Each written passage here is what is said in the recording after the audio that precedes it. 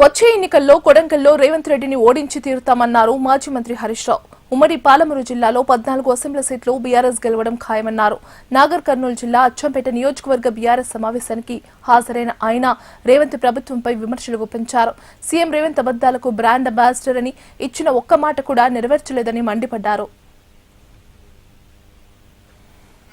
బిడ్డల్లో ఉండే ప్రేమ ఆప్యాయత మాటకు కట్టుబడే తనం అబద్దాలాడని గుణం రేవంత్ రెడ్డిలో చారణమందమున్న ఈ రాష్ట్రం కొద్దిగా బాగుపడుతుండే.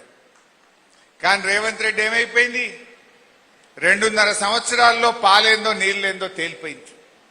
రేవంత్ రెడ్డి మొనగాడు కాదు, వీడో పెద్ద మోసగాడు అని చెప్పి ఇలా రాష్ట్ర ప్రజలకు అర్థమైపోయింది. అసెంబ్లీలో చెప్పి అబద్దాలే అమలు కావు. దేవుడి మీద ఒట్టు పెట్టి ప్రమాణం చేసినా అవి అమలు కావు. ఎన్నికల మేనిఫెస్టోలో చెప్పినా అమలు కావు. పబ్లిక్ మీటింగ్ లో పోయి చెప్పినవి కూడా అమలు కావు. అబద్దాలకు బ్రాండ్ అంబాసిడర్ అంటే అబద్దానికి అంగీలాగు దొడికితే ఎట్లుంటది అంటే రేవంత్ రెడ్డి లెక్క ఉంటుంది. పార్లమెంట్ ఎన్నికల ముందు కనబడ్డ దేవుని మీద ఒట్టు పెట్టిండు. అసెంబ్లీ ఎన్నికల ముందు ఏం చెప్పిండు? కేసీఆర్ 2 సార్లు రుణమాఫీ చేసిన అంటుండు. ఉరుకుర్రి, మళ్ళా బ్యాంకుకు ఓన్రి, అప్పు తెచ్చుకోన్రి, నేను రాగానే 2 లక్షల రూపాయలు రుణమాఫీ చేస్తా అన్నాడు. చేసినాడే.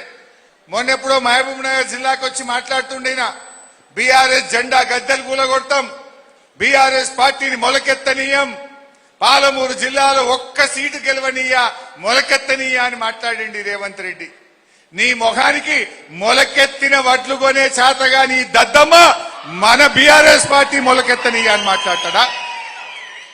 నువ్వు తుడిచిపెట్టకపోతావు బిడ్డ. వడ్లు కొనకపోతే రేపు బీఆర్ఎస్ నువ్వు ప్రజలు బ్రహ్మరథం బట్టి 14 సీట్లు నిన్ను మళ్ళా కొడంగల్లా ఓడగొట్టి చూపిస్తాం.